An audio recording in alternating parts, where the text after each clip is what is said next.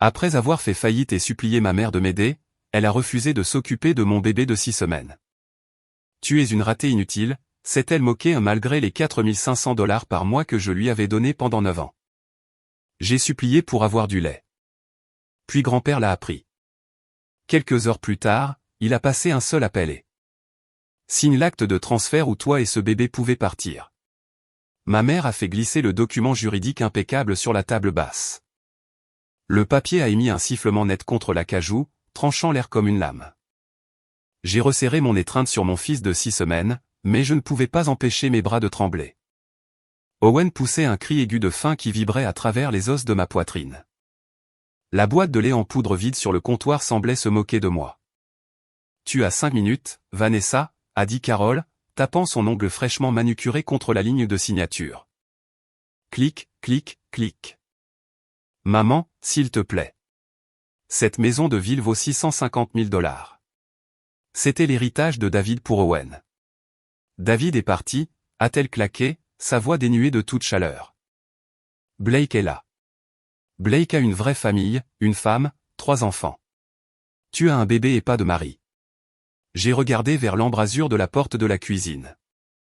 Mon frère Blake était appuyé contre le cadre, les bras croisés sur la poitrine, un sourire narquois jouant sur ses lèvres. « Allez, Ness », a-t-il dit en buvant une gorgée de son café. « Tu ferais ça pour la famille, non ?»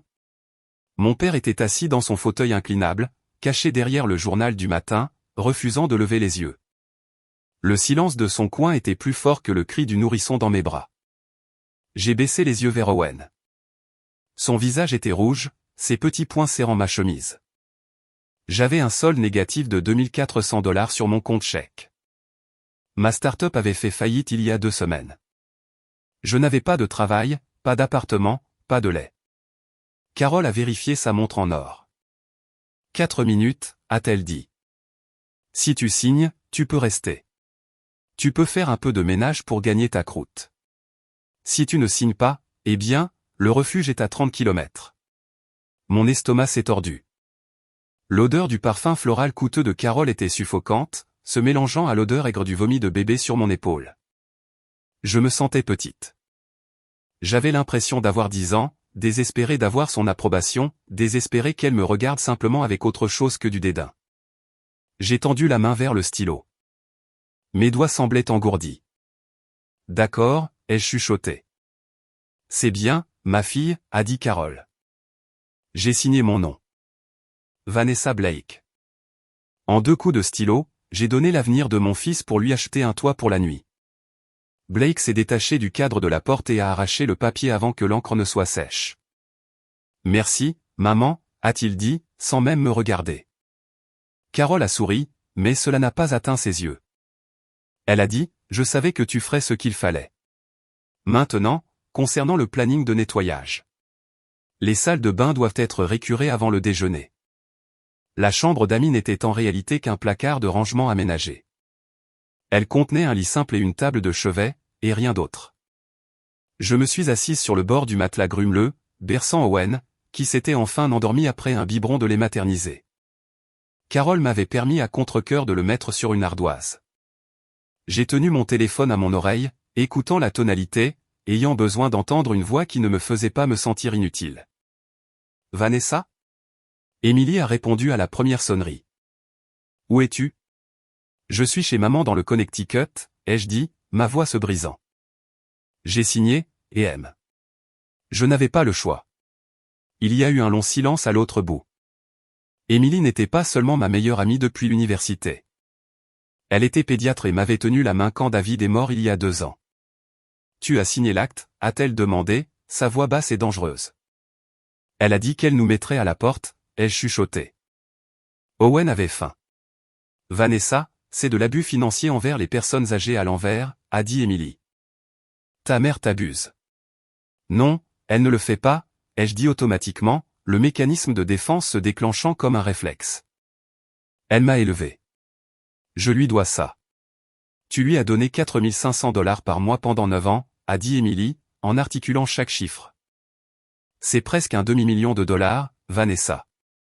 Tu l'as soutenu pendant que David mourait. Tu l'as soutenu pendant que tu étais enceinte. Je sais, ai-je dit en fixant le papier peint qui se décollait. En a-t-elle besoin, a demandé Émilie. Est-elle vraiment en difficulté? Elle le dit, ai-je répondu.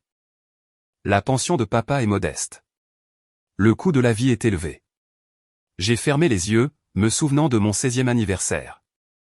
J'avais économisé chaque centime de mon travail à temps partiel à la bibliothèque pour acheter un bracelet en argent à Carole. Elle avait ouvert la boîte, l'avait regardé et avait dit « Oh, c'est gentil. Blake m'a offert une journée au spa. » Elle n'a jamais porté le bracelet. Rien de ce que je donnais n'était jamais suffisant. « Où dors-tu dans la maison ?» a demandé Émilie. « La chambre d'amis » ai-je dit. Elle m'a donné une liste de corvées. Lessive, cuisine, ménage. « Tu as 39 ans avec un nouveau-né » a dit Émilie. « Elle fait de toi une bonne. » Juste jusqu'à ce que je trouve un travail, ai-je dit. « Viens rester avec nous » a dit Émilie. « Je ne peux pas m'imposer » ai-je dit. « Tu as les jumeaux. Je ne peux pas être un fardeau. »« Mais tu peux laisser ta mère t'exploiter » a contesté Émilie. « C'est tout ce qu'il me reste » ai-je sangloté, les larmes débordant enfin. David est parti. Sa famille est en Californie. Je ne peux pas faire ça toute seule, et M. Owen a remué dans mes bras. J'ai regardé l'horloge numérique. Il était 2 heures du matin. Je n'avais pas dormi depuis 36 heures. Demain, Carole attendait un dîner complet cuisiné à partir de 0. Juste quelques semaines, ai-je chuchoté à mon fils endormi. Ensuite, ça ira. La cuisine sentait la graisse de bacon et le pain grillé brûlé. Il était 7 heures du matin. Ma main me lançait là où je venais de la brûler sur la poêle chaude, mais je continuais à retourner les crêpes. Carole était assise en bout de table, sirotant son thé, me surveillant avec des yeux d'aigle. « Assure-toi que les bords sont croustillants, Vanessa » a-t-elle ordonné. Blake les aime croustillants. Blake et sa femme, Trish, sont descendus les escaliers. Leurs 3 enfants dormaient encore. Trish avait l'air fatigué, ses yeux naviguant nerveusement entre moi et Carole. « Tu vois » a dit Carole, me désignant avec sa tasse de thé. Vanessa aide. La famille prend soin de la famille. Trish s'est dirigée vers la cuisinière. Carole, a-t-elle dit doucement. Elle vient d'avoir un bébé il y a 6 semaines. Elle devrait se reposer. Carole a ricané. J'étais de retour au travail en 4 semaines avec Blake. Je ne me suis pas plainte. Blake s'est assis et a commencé à manger avant même que j'aie posé l'assiette sur la table. Ness, tu peux faire ma lessive aujourd'hui, a-t-il demandé la bouche pleine. Trish a des réunions parents-prof jusqu'à tard. J'ai Owen, ai-je dit, essayant de garder ma voix stable. Maman peut le surveiller, a dit Blake. C'est ça, maman. Carole a soupiré dramatiquement, posant sa tasse. Si Vanessa demande gentiment, a-t-elle dit. J'ai serré la spatule si fort que mes jointures sont devenues blanches. J'ai forcé un sourire sur mon visage. Ça te dérangerait de surveiller Owen pendant 1 heure, maman, ai-je demandé. Je suppose, a dit Carole. Bien que j'ai élevé mes propres enfants sans demander l'aumône. Trish m'a tiré à l'écart près du réfrigérateur pendant que Blake demandait plus de sirop. Tu as cédé ta maison, a-t-elle chuchoté. Ses yeux étaient écarquillés. Blake en a plus besoin, ai-je récité la réplique que Carole m'avait servie. Blake la veut, a sifflé Trish.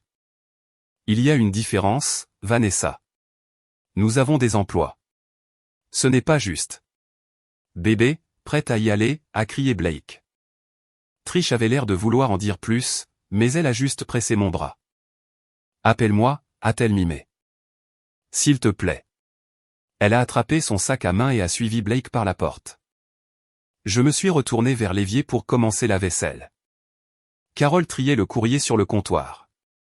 Elle a déchiré une enveloppe et a ricané bruyamment. Facture de taxe foncière, a-t-elle marmonné, la jetant sur la pile. Raymond joue toujours à des jeux. Mon père a levé les yeux de son gruau. Il la paie chaque année, Carole, a dit Tom. Par culpabilité, a claqué Carole. Il m'a laissé sans rien. Il paie les impôts parce qu'il sait qu'il me doit ça. J'ai figé une assiette savonneuse dans ma main. Attends, ai-je pensé. Raymond paie la taxe foncière. Je me suis tourné lentement pour regarder ma mère. Maman, ai-je dit. Est-ce que grand-père Raymond paie les taxes sur cette maison? Carole m'a foudroyé du regard. Ne mentionne pas cet homme dans ma cuisine, a-t-elle dit. Fini la vaisselle. Je me suis retourné vers l'évier, mais mon cœur battait contre mes côtes. Si Raymond payait les taxes foncières, cela signifiait que la facture arrivait à son nom. Et si la facture fiscale arrivait à son nom, possédait-il la maison? J'ai regardé par la fenêtre la longue allée. J'avais besoin de savoir qui détenait vraiment les clés de ma prison. L'odeur de l'encaustique au citron était devenue l'odeur de mes cauchemars. Une semaine s'était écoulée depuis que j'avais cédé ma maison de ville, et la promesse de ma mère que je pourrais faire un peu de ménage pour gagner ma croûte s'était transformée en servitude indéfinie.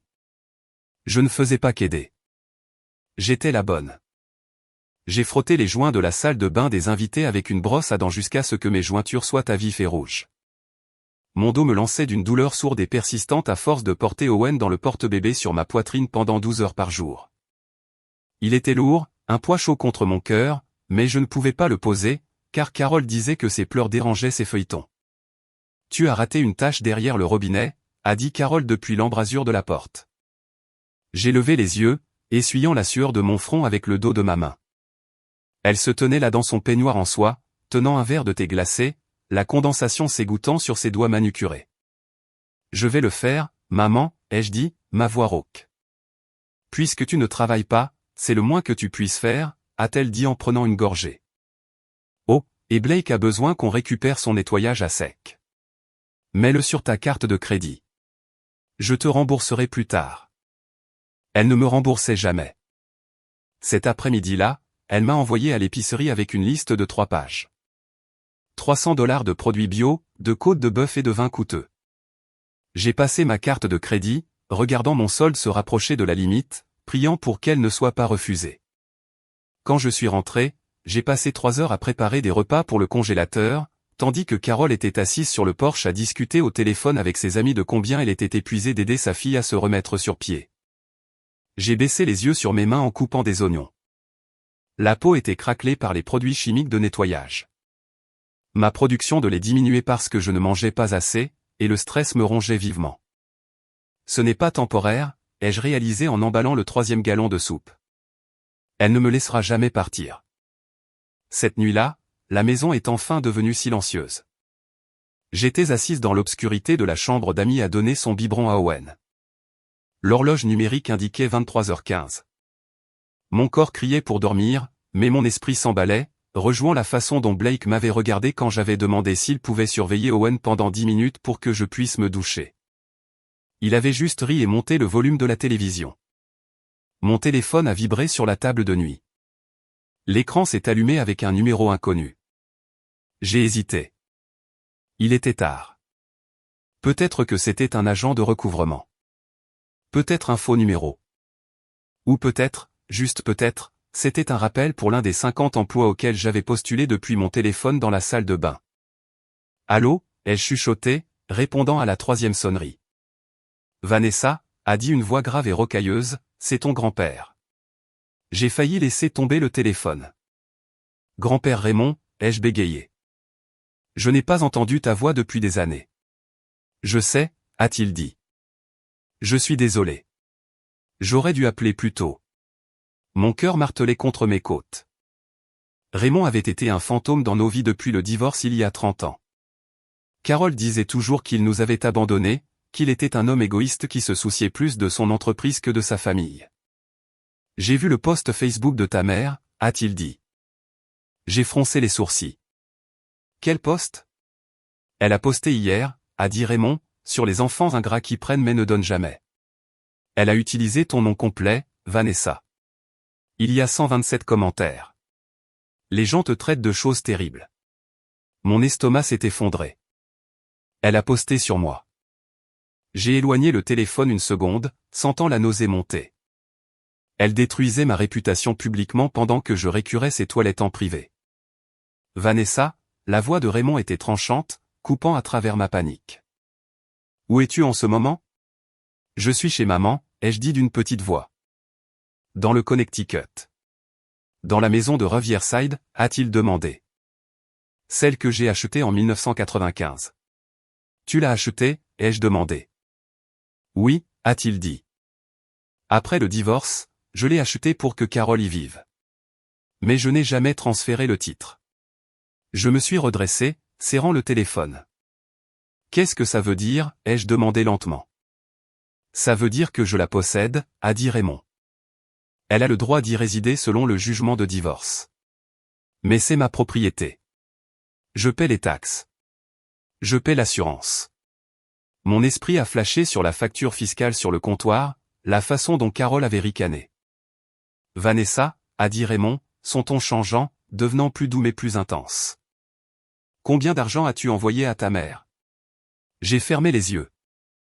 4500 $ par mois, ai-je chuchoté. Pendant 9 ans. Il y a eu un long silence sur la ligne. Je pouvais l'entendre respirer, un son lourd, en colère.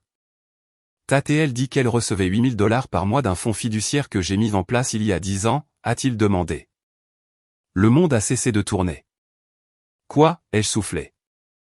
J'ai mis en place le fonds quand ta grand-mère est morte, a dit Raymond. La condition était qu'elle traite les 2 enfants équitablement. J'ai surveillé les relevés bancaires par l'intermédiaire de mon comptable. Carole reçoit 96 000 $ par an de ma part, plus 54 000 $ par an de ta part. Elle n'est pas en difficulté, Vanessa. Elle est riche. Les larmes sont venues alors, chaudes et rapides. Elle savait, ai-je étouffé. Elle savait que j'étais en difficulté. Quand David était malade. Quand j'étais enceinte. Elle savait. Oui, a dit Raymond. Et je suis au courant pour la maison de ville. Le transfert de l'acte. Comment, ai-je demandé. Blake a posté à ce sujet sur Facebook, a dit Raymond. Il a remercié maman de l'avoir aidé à te faire la bonne chose. 37 likes. Mon frère. Ma mère. Il célébrait ma destruction sur les réseaux sociaux. As-tu signé cet acte volontairement, a demandé Raymond. J'ai baissé les yeux sur Owen dormant paisiblement dans mes bras, ignorant que son héritage avait été volé par sa propre grand-mère. Elle a dit que si je ne le faisais pas, nous devrions partir, ai-je pleuré, essayant de garder ma voix basse pour ne pas réveiller le bébé. Owen avait faim. Je n'avais pas d'argent. C'est de la contrainte, a dit fermement Raymond. C'est de la coercition. Le contrat peut être annulé. Je n'ai pas d'argent pour un avocat, ai-je dit. Moi, si, a dit Raymond. Et Vanessa, j'en ai fini de laisser Carole t'abuser. Il a pris une inspiration. Je viens là-bas, a-t-il dit. Demain. Et j'amène mon avocate. Grand-père, elle va piquer une crise, ai-je dit, la panique montant à nouveau. Elle va faire quoi, a défié Raymond. C'est ma maison, et elle viole les termes du fonds depuis 9 ans. Je vais lui couper les vivres, et je vais te donner ce dont tu as besoin pour te battre. Après que Raymond a raccroché, je suis resté assise dans le noir pendant un long moment. Le silence de la maison semblait lourd, pressant sur moi de tous côtés. Les questions inondaient mon esprit, noyant l'épuisement. Maman a menti sur le fait d'avoir besoin d'argent. Pendant 9 ans. Elle m'a regardé vider mes économies pour la chimiothérapie de David, et a quand même pris mon chèque chaque mois. Elle m'a regardé vendre ma voiture. Elle m'a regardé travailler les week-ends. Et la maison. Cette maison que je récurais à 4 pattes. Elle n'était même pas à elle. Mais c'est ta mère, a chuchoté une voix dans ma tête. C'était la voix de la fille dévouée que j'avais été formé à être.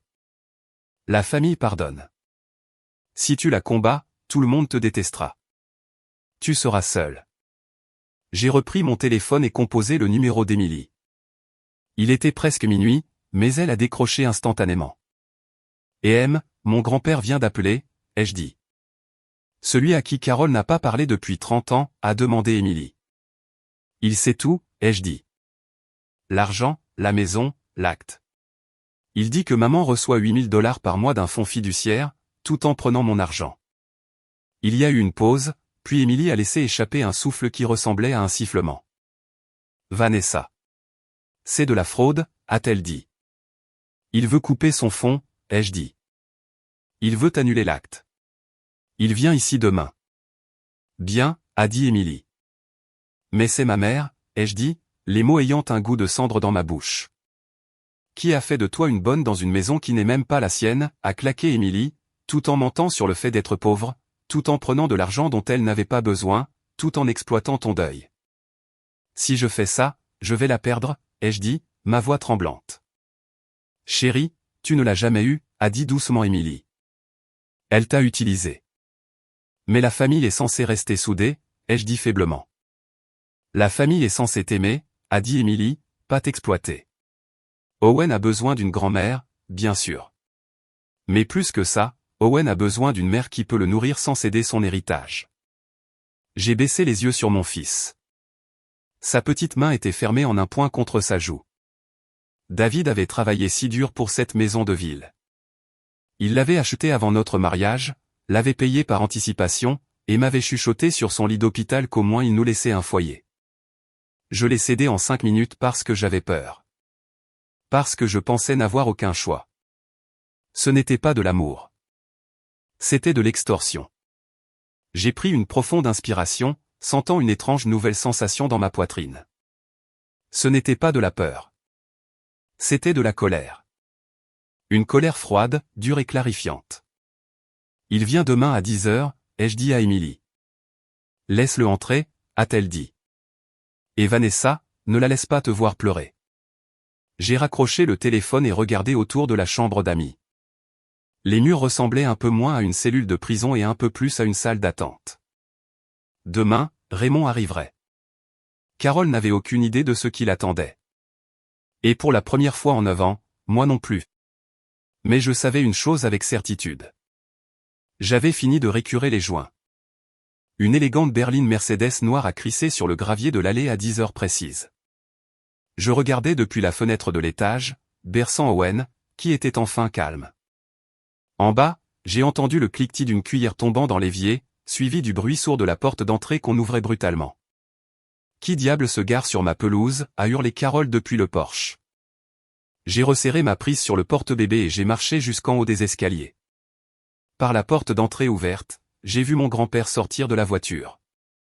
Il avait l'air plus vieux que dans mes souvenirs, s'appuyant sur une canne, mais ses yeux étaient vifs comme du silex. Une femme en tailleur anthracite strict est sortie du côté passager, serrant une épaisse mallette en cuir.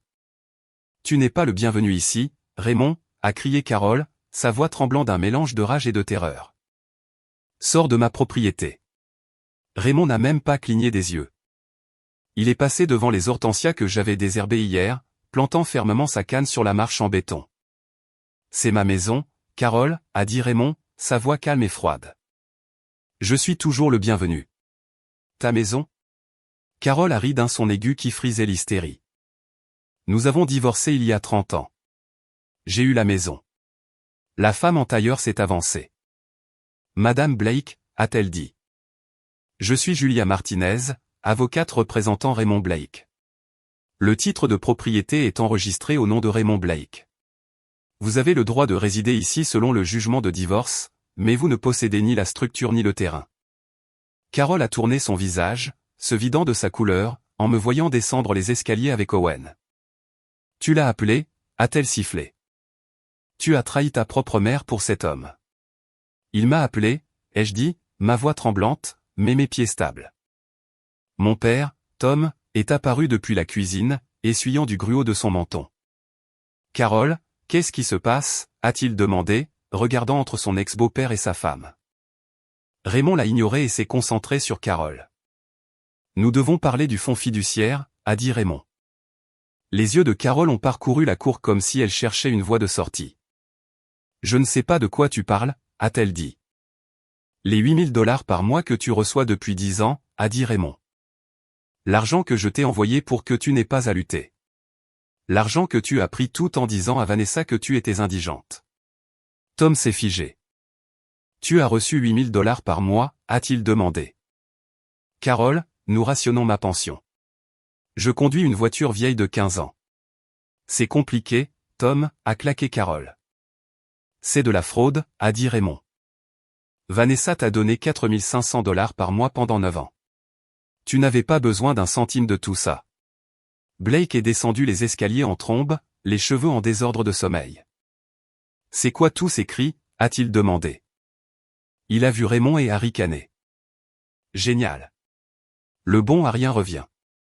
Raymond a regardé mon frère avec une expression de profonde déception. Blake, a-t-il dit. Combien de l'argent de Vanessa ta mère t'a-t-elle donné? De quoi tu parles? A demandé Blake en croisant les bras. Julia a ouvert sa mallette et en a sorti une pile de papiers. Nous avons des relevés bancaires, a-t-elle dit. Il montre que Carol a transféré 125 000 $ à Blake au cours des 9 dernières années. L'air a quitté mes poumons. J'ai attrapé la rampe pour ne pas tomber. Quoi? Ai-je chuchoté. 125 000 $. C'était mes économies. C'était l'argent que j'avais rassemblé pendant que David mourait. C'était l'argent que j'envoyais quand je mangeais des nouilles instantanées pour que maman puisse payer sa facture de chauffage. Blake a déplacé son poids, ressemblant soudain à un enfant pris sur le fait.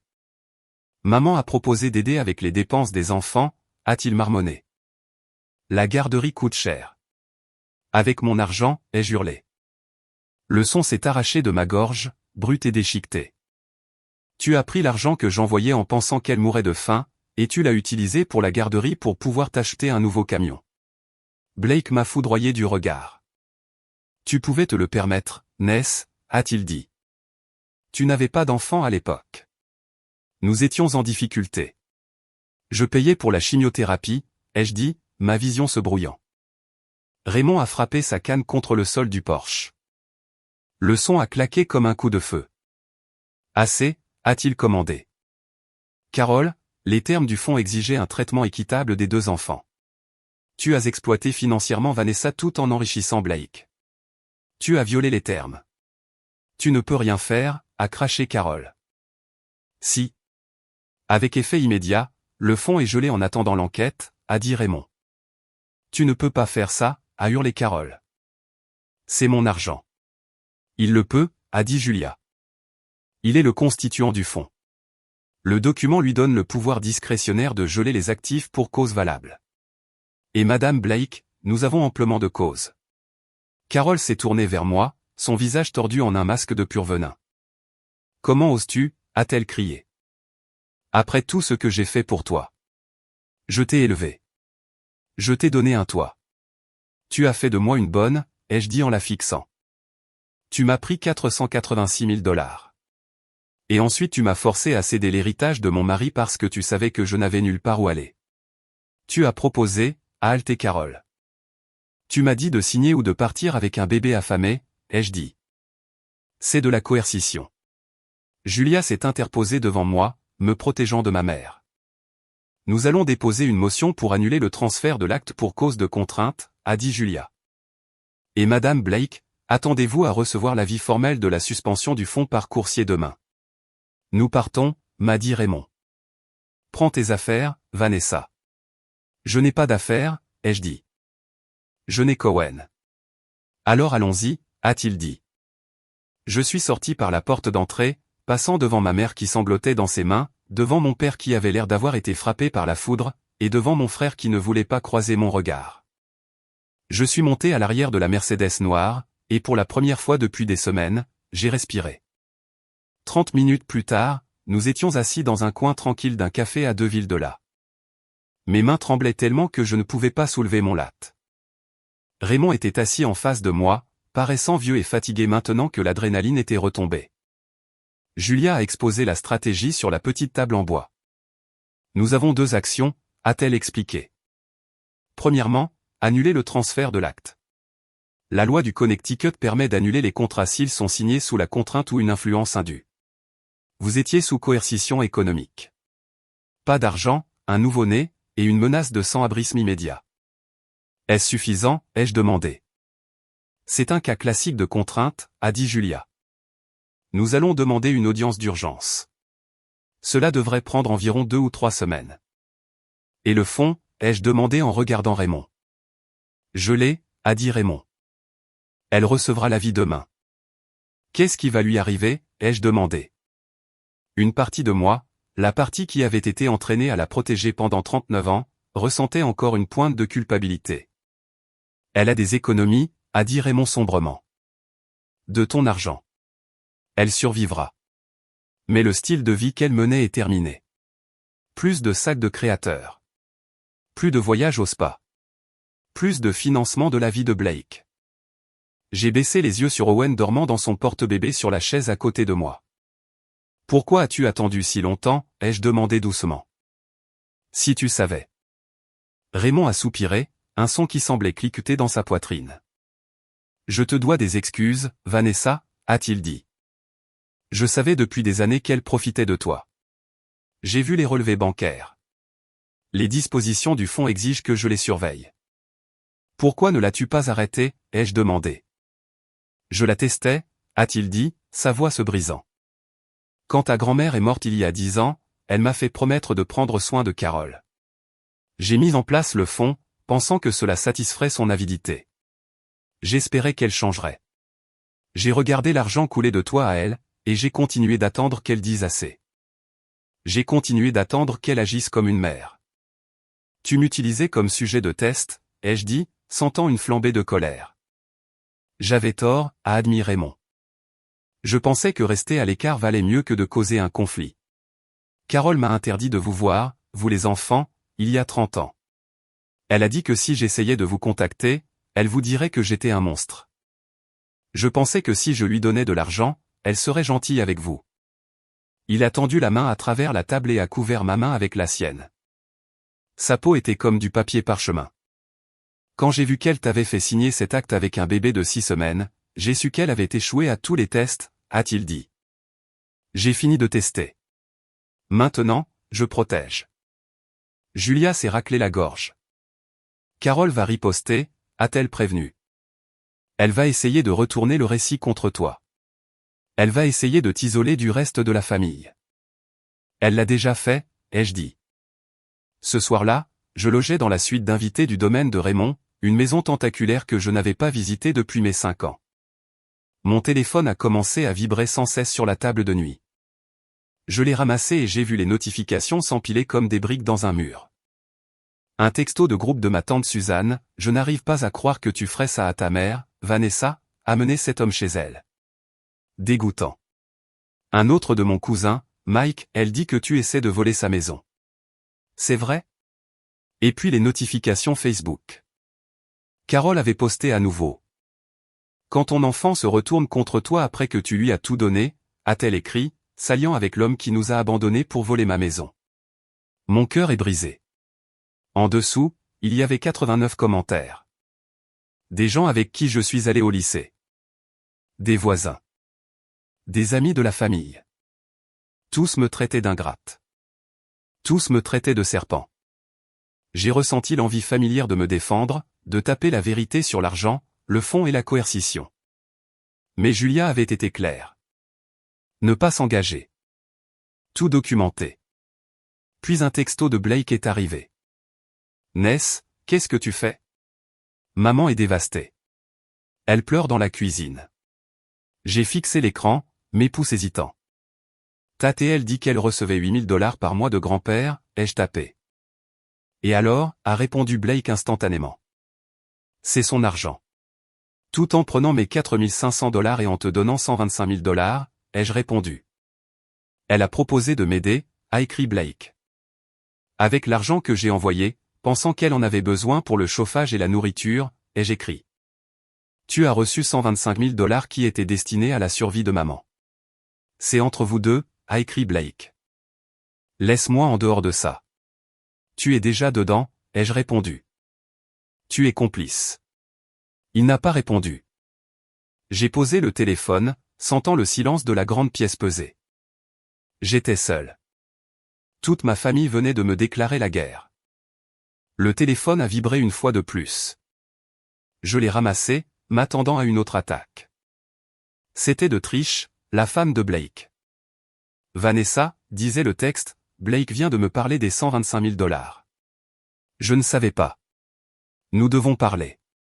J'ai fixé le message, une minuscule bouée de sauvetage dans le noir. Je n'étais pas entièrement seul. Pas encore. J'étais assise dans la banquette d'angle du café, serrant un gobelet en papier de thé qui avait refroidi il y a 20 minutes. Ma jambe sautait nerveusement sous la table. Chaque fois que la porte carillonnait, je sursautais, m'attendant à voir mon frère entrer en trombe pour me crier dessus, ou pire, ma mère. Mais c'est Trish qui a franchi la porte. Elle avait l'air de ne pas avoir dormi depuis une semaine. Ses yeux étaient cernés de rouge derrière des lunettes de soleil sombre, et elle serrait une épaisse enveloppe manie contre sa poitrine comme un bouclier. Elle s'est glissée dans la banquette en face de moi et a immédiatement posé ses lunettes de soleil sur la table. C'est une zone de guerre là-bas, Vanessa, a-t-elle dit, sans préambule. Je me suis penché en avant. La vie est arrivée, ai-je demandé. Trish a hoché la tête sombrement. Un coursier est venu à 9 h ce matin, a-t-elle dit. Carole a signé pour le recevoir. J'étais dans la cuisine en train de nourrir les enfants. Elle a ouvert l'enveloppe, et j'ai cru qu'elle allait faire un accident vasculaire cérébral. Qu'est-ce qu'elle a dit, ai-je demandé. Elle a hurlé que Raymond volait son argent, a dit Trish. Elle a dit à Tom que le fonds était à elle de droit parce qu'elle t'avait élevé. Mais ensuite Tom a demandé à voir les comptes bancaires. J'ai retenu mon souffle. Mon père ne demandait jamais à voir les comptes. Il préférait vivre dans une ignorance heureuse. Il s'est connecté au compte joint, a dit Trish. Elle s'est penchée plus près, sa voix tombant à un murmure. Vanessa, ils ont 4200 $. Au total. J'ai cligné des yeux. Ça ne peut pas être vrai, ai-je dit. Elle reçoit 8000 $ par mois de Raymond et 4500 $ de moi. C'est plus de 12 000 $ par mois net d'impôts. L'hypothèque est payée. Où est-ce allé? Style de vie, a dit Trish amèrement. Elle a tiré l'enveloppe manie vers elle. Et nous? Elle a ouvert le fermoir et a fait glisser une pile de relevés bancaires sur la table en formica. Ils étaient surlignés en jaune fluo. J'ai regardé la feuille du dessus. C'était un relevé du compte chèque conjoint de Blake et Trish d'il y a 3 ans. Il y avait un dépôt de 2000 $ étiqueté « Virement de Sir Blake ». Continue de regarder, a dit Trish. J'ai feuilleté les pages. Chaque mois, il y avait un dépôt. 1000 $. 1500 $. 2000 $. J'ai fait le calcul dans ma tête, mon estomac se retournant. 125 000 $, a dit Trish, sa voix tremblante. Sur 9 ans, c'est là qu'est allé ton argent, Vanessa. J'ai fixé les chiffres. Toutes ces années, j'ai mangé des sandwichs au beurre de cacahuète pour le dîner afin de pouvoir envoyer un chèque à maman. Toutes ces années, j'ai dit à David que nous ne pouvions pas nous permettre de vacances parce que maman était en difficulté. Elle prenait mon argent et le canalisait directement vers Blake. Tu savais, ai-je demandé en levant les yeux vers elle. Je pensais que ça venait de ses économies, a dit Trish, les larmes montant à ses yeux. Blake m'a dit qu'elle voulait t'aider avec les frais de garderie. Il a dit qu'elle insistait. Je lui ai demandé une fois si nous devrions accepter et il a dit que tu t'en sortais bien. Il a dit que tu n'avais pas de dépenses d'enfant donc tu pouvais te permettre d'aider maman et maman nous aidait. J'ai senti une rage froide s'installer dans ma poitrine. Il savait, ai-je dit. Blake savait que je la payais. Il savait que tu envoyais des chèques, a confirmé Trish. Hier soir quand je l'ai confronté, il a dit que c'était juste. Il a dit que tu étais la préférée en grandissant donc il méritait l'aide financière maintenant. J'ai ri d'un son dur et cassant. La préférée, ai-je dit. J'étais la domestique, Trish. J'étais le plan de retraite. Trish a tendu la main à travers la table et a pris la mienne. Sa prise était serrée, désespérée. Je lui ai dit ce matin que j'arrêtais, a-t-elle dit. Je lui ai dit plus d'argent de Carole. Si nous ne pouvons pas nous permettre notre style de vie, nous vendons le camion. Nous réduisons la voilure. Qu'est-ce qu'il a dit, ai-je demandé. Il a dit que je trahissais la famille, a dit Trish. Il a dit que j'étais ingrate. Mais j'ai regardé mes enfants, Vanessa. Je ne veux pas qu'ils grandissent en pensant que c'est comme ça que fonctionne l'amour. Je ne veux pas qu'ils pensent que l'amour est une transaction. Elle a poussé les piles de papier vers moi. Prends-les, a-t-elle dit. Julia a demandé si je témoignerais. Dis-lui que la réponse est oui. Es-tu sûr, ai-je demandé. Cela pourrait mettre fin à ton mariage. Trish a remis ses lunettes de soleil, cachant ses yeux. Mon mariage s'est terminé au moment où j'ai réalisé que mon mari était à l'aise de voler sa sœur veuve, a-t-elle dit. Une semaine plus tard, j'étais assise dans la salle de conférence de Julia Martinez avec Raymond. La climatisation bourdonnait, mais je transpirais. Julia est entrée, l'air énergique. Elle a laissé tomber un dossier sur la table avec un bruit sourd satisfaisant. Grande nouvelle, a-t-elle dit. La juge Hartwell a accordé notre demande d'audience d'urgence. Nous sommes au calendrier pour vendredi matin. J'ai laissé échapper un souffle que je ne savais pas retenir. C'est dans 3 jours, ai-je dit. La juge a examiné notre dossier de preuve, a dit Julia. Elle est très préoccupée par l'élément de coercition. Le fait qu'un nouveau-né soit impliqué et que le logement soit conditionnel à la signature de l'acte ne lui a pas plu. Donc nous pouvons l'annuler, a demandé Raymond, se penchant en avant sur sa canne. Il y a une forte probabilité, a dit Julia. Nous avons le témoignage de Trish concernant le style de vie de Carol. Nous avons les relevés bancaires montrant que Carol n'avait pas besoin de l'argent. Nous avons la chronologie de la menace d'expulsion. C'est un dossier solide pour contrainte. J'ai senti une lueur d'espoir. Pour la première fois depuis que j'avais signé ce papier, j'ai senti que peut-être, juste peut-être, je pourrais récupérer l'avenir d'Owen. Mais alors le téléphone de Julia a sonné. Elle a jeté un coup d'œil à l'écran et son expression s'est tendue. « Excusez-moi » a-t-elle dit. C'est la partie adverse. Elle est sortie dans le couloir. À travers la paroi vitrée, je l'ai regardée faire les 100 pas. Sa posture confiante s'est légèrement affaissée. Elle a frotté sa tempe.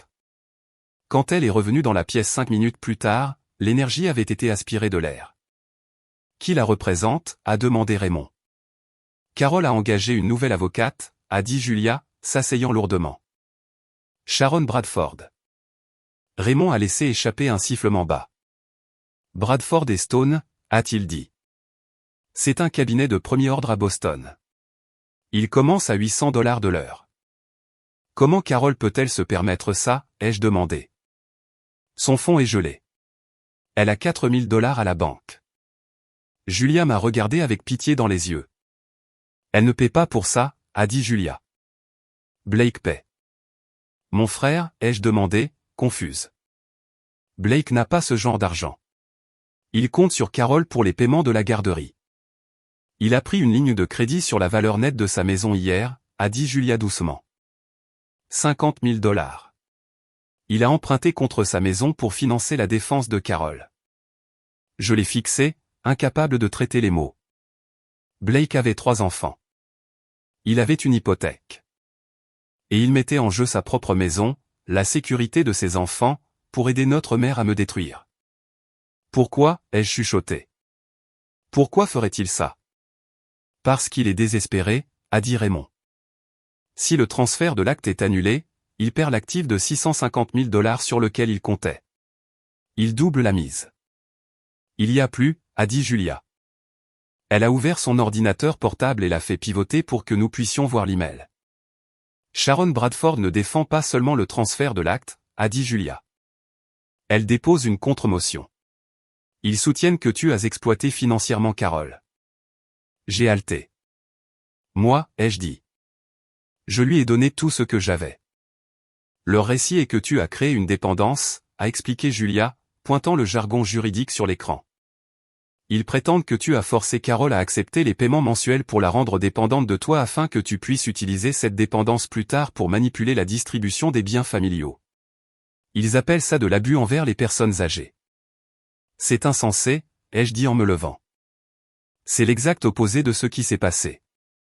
C'est une tactique appelée Darvo, a dit Julia.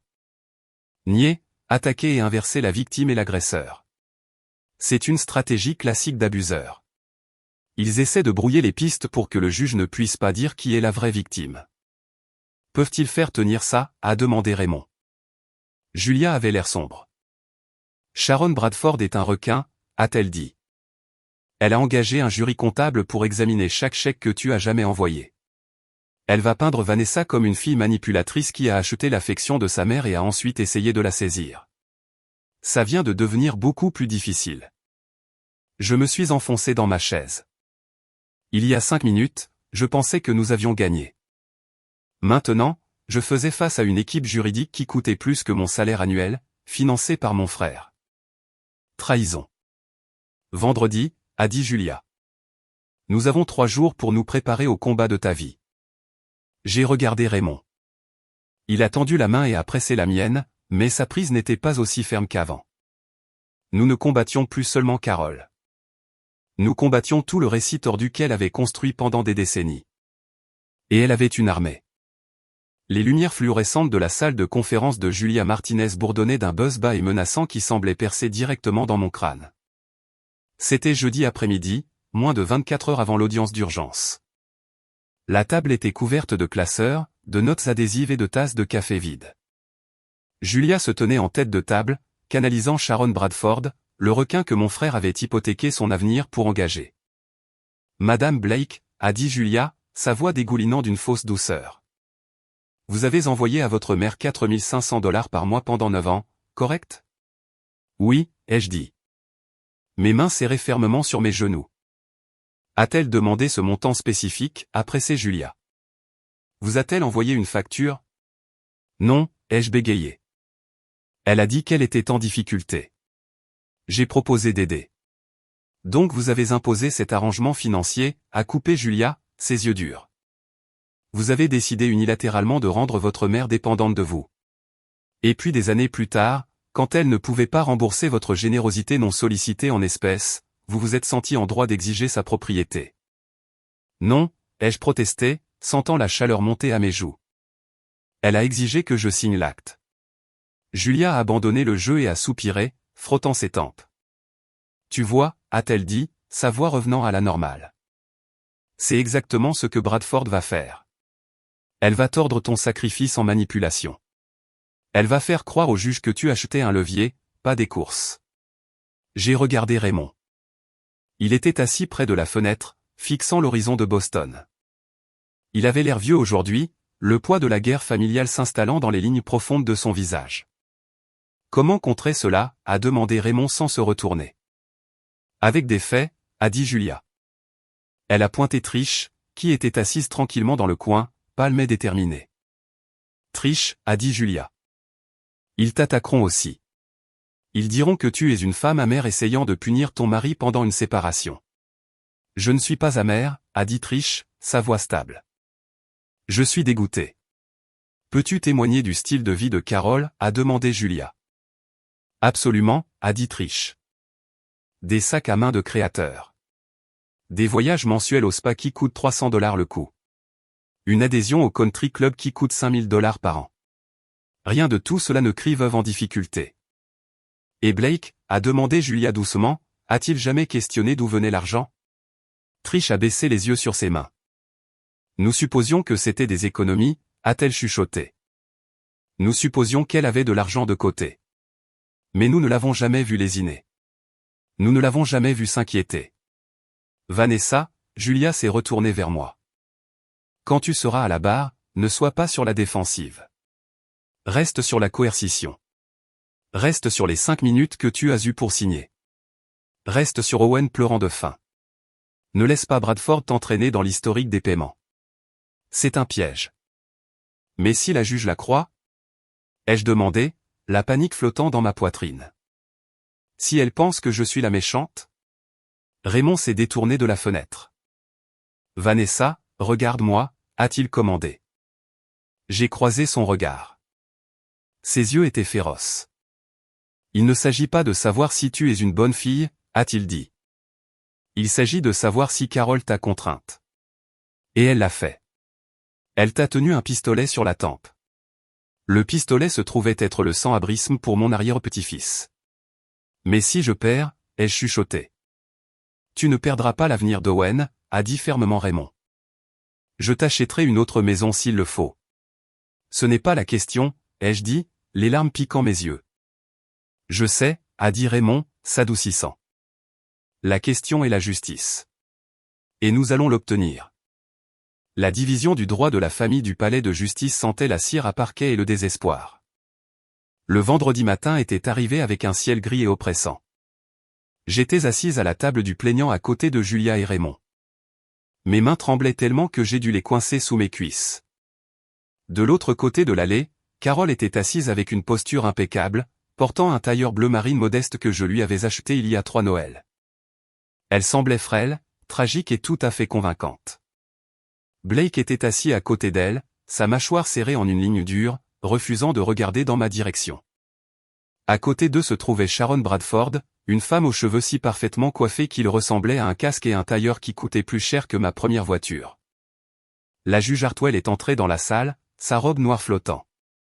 C'était une femme dans la fin de la cinquantaine avec des lunettes pointues et une expression suggérant qu'elle avait entendu tous les mensonges jamais racontés dans une salle d'audience. Nous sommes ici pour une motion d'urgence visant à annuler un acte de transfert de propriété, a dit la juge Hartwell, ouvrant le dossier. Maître Martinez, vous pouvez commencer. Julia s'est levée. Votre honneur, c'est un cas d'école de coercition. Elle a commencé sa voix claire et autoritaire. Madame Vanessa Blake venait de perdre son emploi, avait un nourrisson de 6 semaines et était dans une grave crise financière. Sa mère, Carol Blake, a conditionné le logement temporaire à la signature d'un acte d'une valeur de 650 000 $. C'était de la contrainte économique. Bradford s'est levé lentement, lissant sa jupe. Votre honneur, c'est un conflit familial utilisé comme une arme par un grand-père amer, a-t-elle dit, faisant un geste vague vers Raymond. Carol Blake a gracieusement offert de loger sa fille pendant une période difficile. Vanessa, se sentant coupable de décennies de manipulation financière de sa mère, a volontairement transféré la propriété à son frère comme un acte d'équité.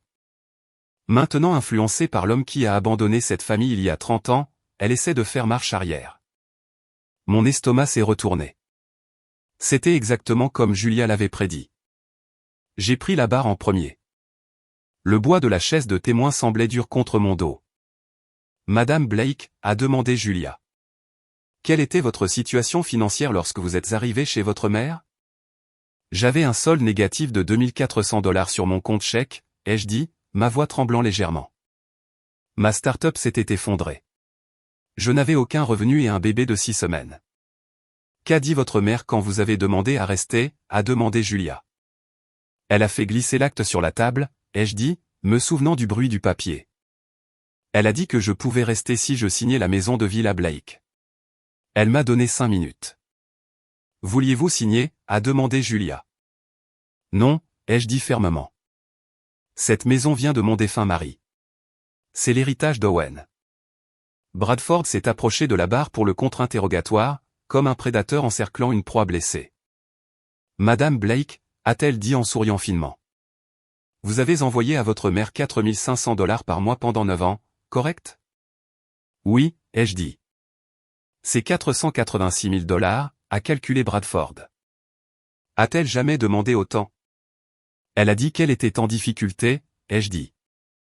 A-t-elle demandé 4 500 $ spécifiquement, a pressé Bradford. Non, mais ai-je commencé. Donc vous avez décidé d'envoyer ce montant, a-t-elle interrompu. Oui, parce que je pensais qu'elle en avait besoin, ai-je dit. Avez-vous déjà visité sa maison, a demandé Bradford.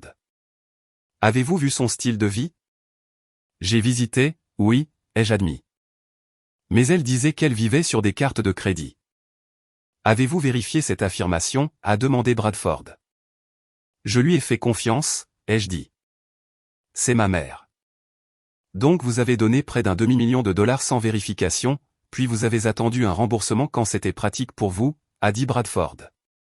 Ce n'est pas ce qui s'est passé, ai-je dit, serrant les accoudoirs. N'est-il pas vrai que vous vous sentiez en droit d'exiger que votre frère ne reçoive rien parce que vous aviez été la généreuse, a demandé Bradford, sa voix montant.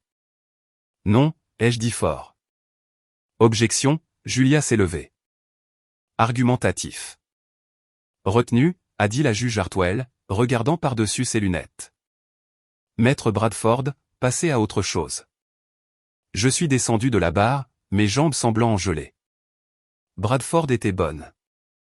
Elle avait réussi à faire passer mon sacrifice pour un jeu de pouvoir. Ensuite, Julia a appelé Trish à la barre. Trish semblait terrifiée en passant devant Blake, qui la foudroyait du regard avec une telle intensité que je pensais qu'il pourrait sauter par-dessus la balustrade. Mais elle s'est assise et a juré de dire la vérité. Madame Blake, a demandé Julia. Depuis combien de temps êtes-vous mariée à Blake Blake? 11 ans, a dit Trish doucement. Saviez-vous que Carol recevait des dépôts mensuels de Vanessa, a demandé Julia. Non, a dit Trish. Je savais que Carol nous aidait avec les factures, mais je ne savais pas d'où venait son argent. Quand avez-vous appris pour les 125 000 $ que Carol a donné à Blake sur 9 ans, a demandé Julia. La semaine dernière, a dit Trish. Quand le grand-père de Blake nous a montré les relevés bancaires. Une ondulation de murmures a traversé la petite salle d'audience. Blake a bougé inconfortablement sur son siège. Comment votre mari l'a-t-il expliqué, a demandé Julia.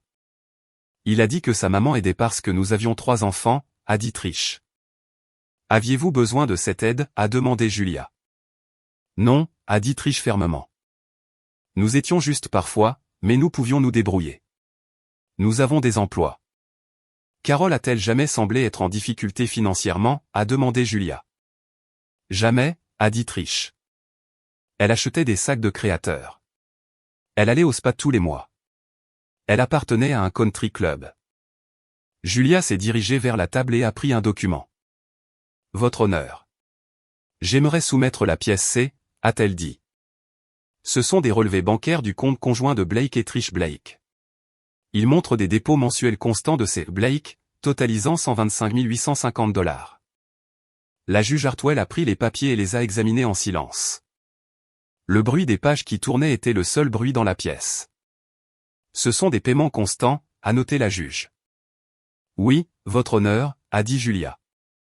De Carole, qui recevait simultanément 4 500 $ par mois de Vanessa sous prétexte de pauvreté. La juge Hartwell a levé les yeux, son regard se verrouillant sur Carole. Madame Blake, votre cliente est-elle prête à expliquer cela, a demandé la juge à Bradford. Bradford s'est levée, semblant légèrement moins confiante. Ma cliente gérait simplement les ressources familiales, a-t-elle dit. J'ai une question pour Madame Carole Blake, a dit la juge Hartwell. Carole s'est levée, ses mains serrant son sac à main. Madame Blake, a dit la juge. Avez-vous informé votre fille que vous receviez 8 000 $ par mois d'un fonds fiduciaire établi par son grand-père? Carole a regardé Bradford, qui a secoué la tête de manière à peine perceptible. Non, votre honneur, a chuchoté Carole. Pourquoi pas, a demandé la juge sèchement. Ce n'était pas pertinent, a bégayé Carole.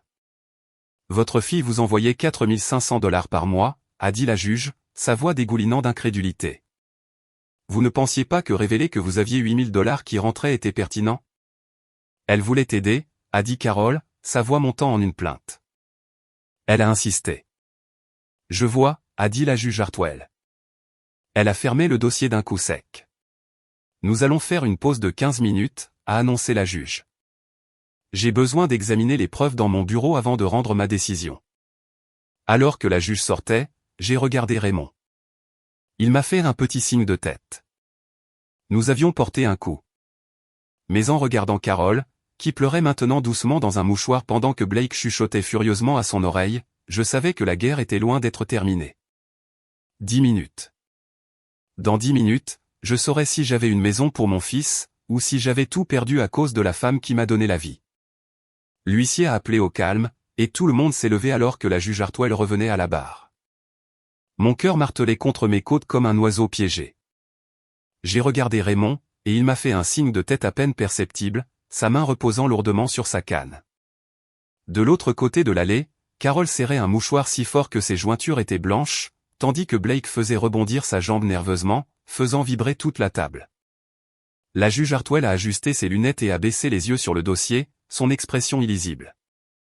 J'ai examiné les preuves, les témoignages et la loi applicable, a-t-elle commencé, sa voix remplissant la salle d'audience silencieuse.